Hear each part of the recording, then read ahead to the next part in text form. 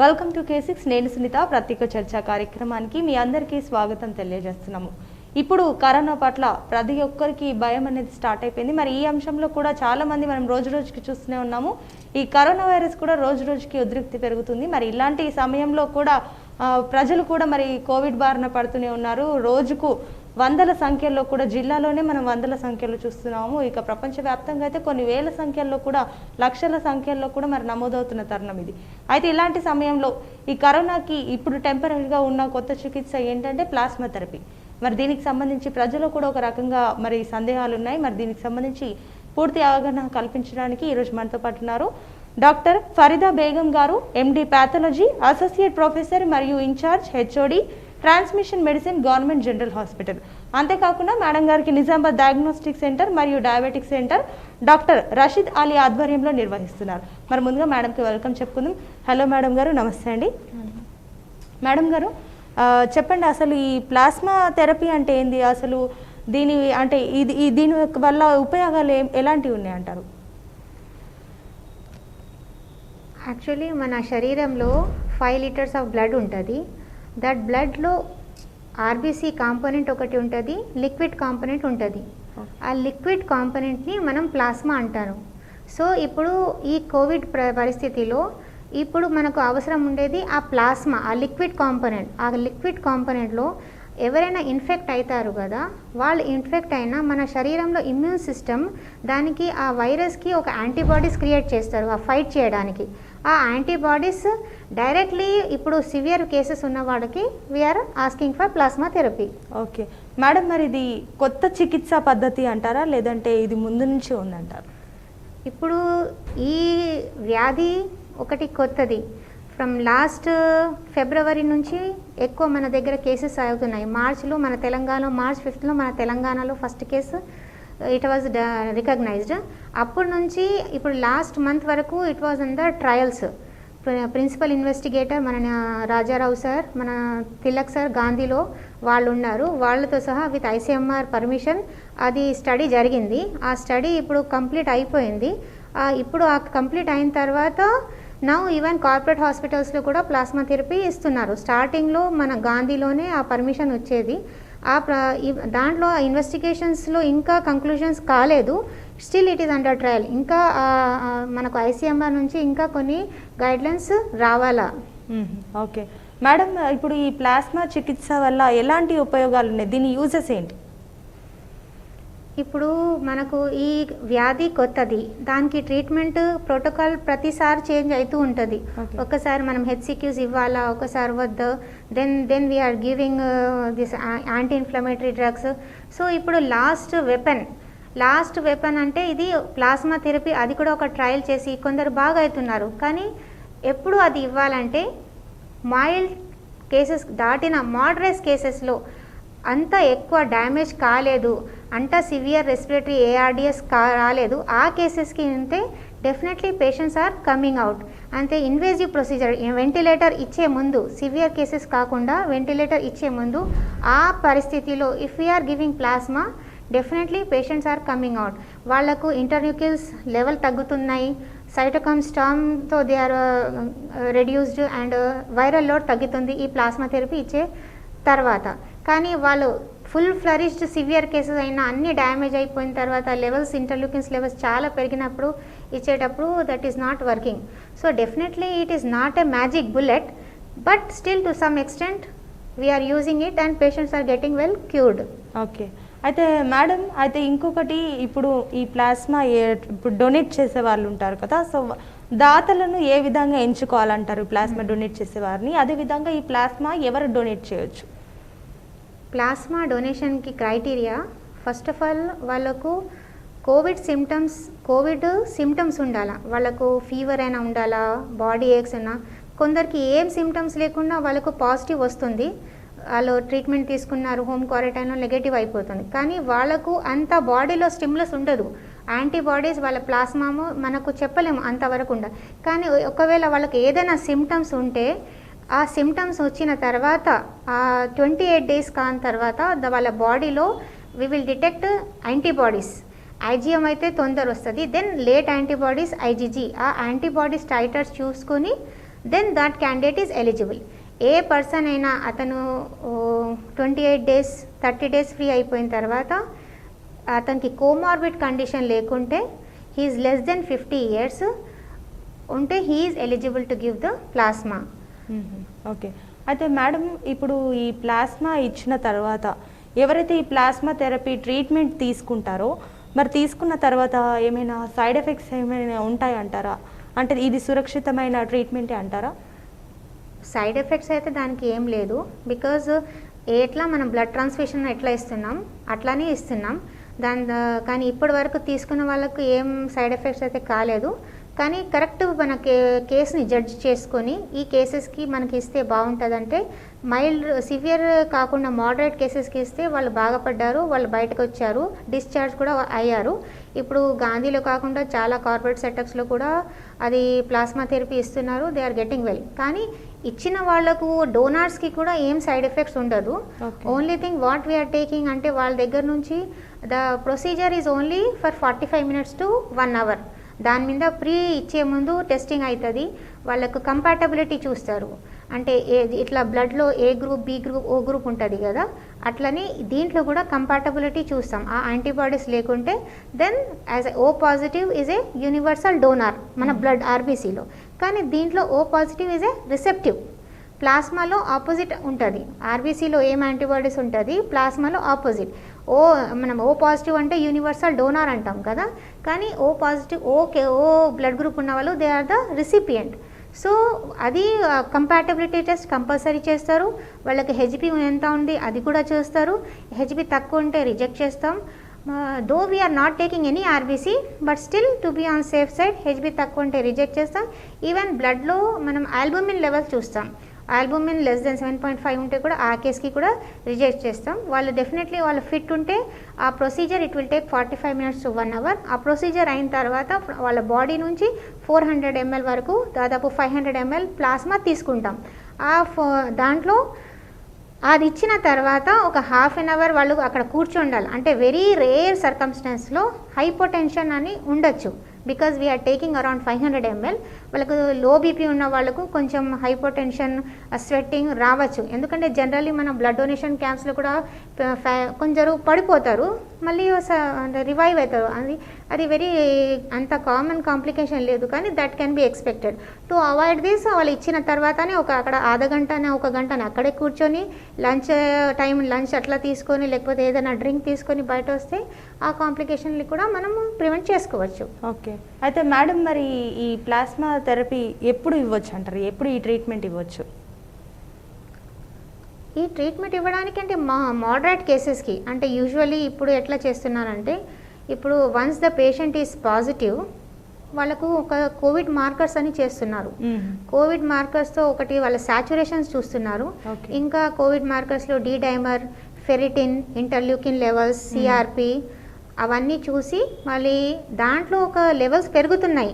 ఆ values first day నుంచి మళ్ళీ 3rd డే ఎట్లా ఉంది, 3rd డే నుంచి 6th డే సీరియల్ మానిటరింగ్ చేస్తుంటే లెవెల్స్ పెరుగుతున్నాయి అంటే ఓకే సాచురేషన్ పడిపోతున్నాయి, మోడరేట్ కేసు అంటారు దానికి. ఆ కేసుకి plasma therapy they are planning and they are giving the plasma ఇచ్చిన తర్వాత మళ్ళీ 2nd డే తర్వాత మళ్ళీ వాళ్ళది అగైన్ సేమ్ బ్లడ్ మార్కర్స్ చేస్తున్నారు. చేసిన తర్వాత they are finding a decrease in interleukin levels. So ఈ ఇంటర్ల్యూకిన్స్ లెవెల్స్ తగ్గినాయి అంటే ఆ ఇన్ఫ్లమేషన్ బాడీలో తగ్గుతుంది. ఆ సైటోకామ్ బర్స్ట్ ఫెనామినా అవుతుందని దానికి మనం ప్రివెంట్ చేసుకోవచ్చు and patient can come out happily out side the hospital. Okay. అయితే ఇప్పుడు మేడం ఇంకొకటి ఈ కరోనాకి ఇప్పుడు చాలా మటుకు ఇప్పుడు యావత్ ప్రపంచం అంతా వ్యాక్సిన్ కోసం ఎదురు చూస్తుంది. అయితే ఇప్పుడు ఒక రకంగా ఇప్పుడు టెంపరీగా మనం ప్లాస్మా ట్రీట్మెంట్ కూడా చేయడం జరుగుతుంది ఇప్పుడు చాలామంది కోవిడ్ పేషెంట్స్కి. అయితే ఈ వ్యాక్సిన్కి ప్లాస్మా థెరపీకి ఉన్న డిఫరెన్స్ ఏంటంటారు? Vaccine is completely different. అది వ్యాక్సిన్ అంటే ఇది సింగిల్ షాట్ మనం ఇస్తే వాళ్ళకి ఎవరైనా సిమ్టమాటిక్ ఉన్నా ఏ సిమ్టమాటిక్ ఉన్నా మనం దానికి ప్రివెన్షన్ కోసం వ్యాక్సిన్ తీసుకున్నాం. మన చిన్నపిల్లలకి పుట్టిగానే వెంటనే మనం BCG వ్యాక్సిన్ ఇస్తాం. Whether he is born immediately ఇచ్చేస్తాం. ఎందుకంటే మన కంట్రీలో ట్యూబర్క్లోసిస్ అది కామన్ అని, ఆ ట్యూబర్క్లోసిస్కి ప్రివెంట్ చేయడానికే మనం వ్యాక్సిన్ ఇస్తున్నాం. కానీ ఇప్పుడు ప్లాస్మా థెరపీ జబ్బు ఉన్న వాళ్ళకే మనం ఇస్తున్నాం, అప్పుడు యాంటీబాడీస్ డెవలప్ చేయడానికి. ఒకవేళ వ్యాక్సిన్ వస్తే ఇప్పుడు పెరుగుతున్న ఈ కేసెస్ తగ్గుతాయి, బట్ స్టిల్ వ్యాక్సిన్కి అంటే చాలా స్టడీ జరుగుతున్నాయి. వైవిఆర్ ఇప్పటి వరకు మనం సక్సెస్ఫుల్ కాలేదు, ఎందుకంటే ఈ స్ట్రెయిన్ చాలా నోటోరియస్. ఈ virus and it is very notorious. Every time it is changing. It is a highly mutagenic strain. ఆ స్ట్రెయిన్ చేంజ్ అవుతుంది. And even the memory cells కూడా లేదు. వన్స్ ఇట్ ఈస్ మన బాడీలో వస్తే సెకండ్ టైం కూడా ఎక్స్పోజర్ వచ్చే ఛాన్సెస్ ఉన్నాయి. ఒక్కసారి వచ్చేసింది మళ్ళీ మనకు ఇన్ఫెక్షన్ రాదు, మన బాడీలో యాంటీబాడీస్ ఉండేది, అట్లా కాదు. We have seen cases where second time కూడా వాళ్ళకు వచ్చింది, సెకండ్ టైం ఇంకా సివియర్ ఉంది, అట్లా కేసెస్ కూడా ఉన్నాయి. So this is all because of we are not able to study the virus completely. And this virus ఇట్ సెల్ఫ్ is highly notorious. So many mutations అవుతుంది, దానికి అది స్టెబిలిటీ లేదు. ఒకటి చదువుకుంటే మళ్ళీ ఒకటి ఏదో చేంజెస్ వస్తున్నాయి. సో దానివల్ల కూడా వీఆర్ నాట్ ఏబుల్ టు. కానీ వ్యాక్సిన్ వస్తే తప్పకుండా that is a complete treatment లాగా ఉంటుంది. This is only like that is a preventive. అది వచ్చే ముందే మనం వాళ్ళకు తయారు చేస్తున్నాం మనం ఇండివిజువల్స్కి జబ్బు రాకుండా, అది వ్యాక్సిన్. ఇది అయితే ఇట్ ఈస్ జస్ట్ ట్రీట్మెంట్. జబ్బు వచ్చిన తర్వాత ట్రీట్మెంట్ ఇచ్చేది అది. This is that one treatment part. It is useful. Okay, అయితే మేడం ఇంకొకటి, ఈ ప్లాస్మా ఏదైతే ఉందో ఆడవాళ్ళు కూడా ఈ ప్లాస్మాని డొనేట్ చేయవచ్చు అంటారా? అదే ఈ దీంట్లో ఇంకా ఐసీఎంఆర్ నుంచి క్లియర్ గైడ్లైన్స్ కాలేదు, but they are telling only nulliparous women who is అంటే పిల్లలు లేకున్న వాళ్ళు they are eligible for plasma donors. Maybe after pregnancy so many antibodies అవన్నీ బాడీలో సీరంలో చేంజెస్ వస్తాయి, మేబీ క్రాస్ రియాక్షన్ రావచ్చు, that may be reason, but they have not told. Only eligibility criteria for females అయితే only they have to be above 50 kgs and they have to be నల్లిపారస్. ఈ 2 criteria ఉంటేనే ఇస్తాను. ఇప్పటి వరకు మన గాంధీలో కూడా ఒకటి just 1 female donor was there who was a medicine PG, మన పోస్ట్ గ్రాడ్యుయేట్ ఉస్మానియా నుంచి. She has donated as blood donation. అంటే చాలామంది ఆడవాళ్ళు కూడా ఇస్తారు, దానికి ఏం ఇన్హిబిషన్స్ లేదు. కానీ ఇక్కడ that nulliparity, she should be nulliparous to be a eligible donor for plasma. Okay, అయితే మేడం ఇప్పుడు మరి ప్లాస్మా ట్రీట్మెంట్ గురించి చాలా విషయాలు చెప్పారు మా ప్రేక్షకులకు. అయితే ఈ కార్యక్రమం చూస్తున్న మా ప్రేక్షకులకు చివరిగా మీరు ఇచ్చే సందేశం ఏంటి, మెసేజ్ ఏంటి? ఇప్పుడు ఫైనల్లీ మనం అందరూ we should be helpful to one and all. ఎవరికి ఎప్పుడు అవసరం ఉంటుంది మనం చెప్పలేము, ఎవరు ఎప్పుడు ఇన్ఫెక్ట్ అవుతారు చెప్పలేము. ఈ వ్యాధితో ఇప్పటి వరకు ఎవరికి ఇన్ఫెక్షన్ రాలేదు, ఓకే, కానీ నెక్స్ట్ ఫ్యూ డేస్లో ఖచ్చితంగా కమ్యూనిటీ లెవెల్ ఇన్ఫెక్షన్ ఉందనేది హీ కెన్ బి సకంప్టబుల్. అది మన బాడీ ఇమ్యూన్ స్టేటస్ ఎట్లా ఉంటుంది, how we will fight we don't know. మనకు వచ్చే జబ్బు వరకు మన ఇమ్యూనిటీ స్టేటస్ ఎలా ఉంటుంది, how we are going to react we don't know. కనీసం మనం ఉన్నప్పుడు, మనం మంచి ఉన్నప్పుడు వాళ్ళకు అడ్వైస్ అయినా వాళ్ళకు ట్రీట్మెంట్ వరకు అయినా ఎంత ఇవ్వాలా. And who ever have recovered from corona and the eligible candidates, వాళ్ళకు నేను రిక్వెస్ట్ చేస్తున్నాం, దీనికి భయపడకండి, మీరు వాలంటీర్ చేసుకోండి. ఎవరైనా కోవిడ్లో రికవర్ అయిన తర్వాత మీ బ్లడ్ గ్రూప్ చేసుకొని మనకు రెడ్ అలర్ట్ అని ఉంది, దానికి మీరు వాలంటీర్ చేసి we are willing to donate our plasma అని ఉంది. ఎందుకంటే మీరు ప్లాస్మా ఇచ్చినా డెఫినెట్లీ హాస్పిటల్లో అన్నీ ఏమేమి యాంటీబాడీస్ ఎలా ఉంది అవన్నీ చూసుకుంటారు. మీకు భయపడే అవసరం ఏం లేదు. Only you are giving 500 ml of plasma. అది 4-5 అవర్స్లో రికవర్ అవుతుంది. కనీసం బ్లడ్ అయితే you are next eligible for after blood ఒకసారి డొనేట్ చేస్తారంటే 3 months తర్వాతనే మళ్ళీ మీరు ఇవ్వచ్చు. కానీ ప్లాస్మా అట్లా కాదు, in year nearly 20 times you can give. And again next 4 daysలో మళ్ళీ second time you can give the plasma. దానికి ఏం ప్రాబ్లం లేదు. Only thing you should be confident, dare enough and helping. మనిషికి ప్రాణం ఎంత ముఖ్యం, ఆ ప్రాణంకి మనం సహాయం చేస్తే మనకు ఎంత హ్యాపీనెస్ వస్తుంది.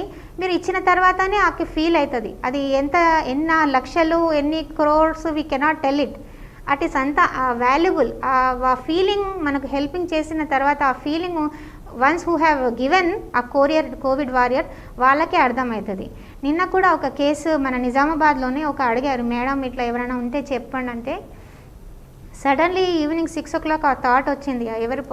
అతను కాల్ చేసి you just come and just checkup your blood group అని చెప్పిన వెంటనే ఒక 10 మినిట్స్లో అక్కడ వచ్చి చూస్తే హీ వాజ్ బీ పాజిటివ్. అయితే హైదరాబాద్లో మన నిజామాబాద్ పేషెంటే హైదరాబాద్లో ఉన్నారు. వాళ్ళు చెప్పిన he is ready to give అంటే హీ ఆల్ ద వే అంటే వాళ్ళు చెప్పిన మేము వెహికల్ పంపిస్తాం మీకు అని చెప్తే కూడా he told no I have my own vehicle, I will come అని పేషెంట్ అక్కడ వచ్చి వెళ్ళారు. పొద్దున 9 o'clockకి యశోదాలో ఉన్నాడు. And he has given by 12 o'clock again he was out of the hospital. He called me and told I have finished, I have given it. So అది ఇచ్చిన తర్వాత how you are feeling అని నేను అడిగితే అంటే I am feeling very joyous. ఇప్పుడు అంతే ఎవరికైనా ఏదైనా గిఫ్ట్ ఇచ్చినా ఏదో వచ్చినా అంత హ్యాపీనెస్ నాకు రాలేదు. కానీ నేను వాళ్ళకి ఇచ్చిన తర్వాత వాళ్ళ వైఫ్ అయినా వాళ్ళ బ్రదర్ అయినా వాళ్ళ ఫేస్ మీద వాళ్ళ థ్యాంక్ఫుల్నెస్ వాళ్ళు చూసేనే I am overwhelm with that అని చెప్పారు. So that much happiness he felt. And that to one more thing I want to add. ఇప్పుడు మన country is a secular country, కానీ because of some issues Hindus Muslims అట్లా అవుతున్నాయి. కానీ అది కూడా ఈ కరోనా పీరియడ్లో చాలామంది అది కూడా చూస్తున్నాం. అంటే they are not seeing that patient is from which religion. ఆ రిలీజన్ కాకుండా కూడా అట్లా హెల్ప్ఫుల్. ఈ కేసు కూడా అట్లనే ఒక హిందూ పేషెంట్కి Muslim donor he went and saved it. We are hoping for the good recovery of the patient, but still we don't know how is that case. Any that thing has happened.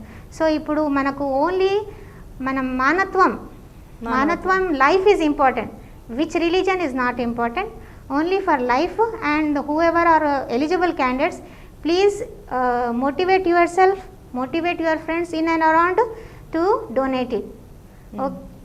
Thank you so much madam. మీ విలువైన సమయాన్ని మా ప్రేక్షకుల కోసం కేటాయించి చక్కగా వారికి plasma therapy పైన కూడా ఒక అవగాహన కల్పించి కూడా వారిలో కూడా ఒక ఆత్మవిశ్వాసాన్ని కూడా పెంచినందుకు మీకు ప్రత్యేకించి K6 తరపున K6 ప్రేక్షకుల తరపున ధన్యవాదాలు. Thank you. సో చూసారు కదా, ఇక మరి మేడం చెప్పినట్లు కూడా మరి ఎవరైతే ఈ కరోనా వారియర్స్ ఉంటారో మరి ప్లాస్మా ఇవ్వడానికి కూడా ముందుకు రావాలని కూడా కోరుకుంటున్నాము. ఇక అదేవిధంగా ప్రజలు కూడా ఈ కరోనా బారిన పడకుండా ముందస్తు జాగ్రత్తలను కూడా పాటించండి. ప్రతి చోట ఈ సామాజిక దూరాన్ని పాటిస్తూ సో అదేవిధంగా ప్రతి 30 నిమిషాలకు ఒకసారి చేతులను కూడా శుభ్రం చేసుకోవడం మర్చిపోవద్దు. ఇక మాస్కులను ధరించడం కూడా ఎట్టి పరిస్థితుల్లో మర్చిపోవద్దని మేము సూచిస్తున్నాం. సో చూసారు కదా, ఇది వాటి కార్యక్రమం. తిరిగి ప్రసారమై మరొక కార్యక్రమంలో కలుసుకుందాం. అంతవరకు చూస్తూనే ఉండండి మీ K6.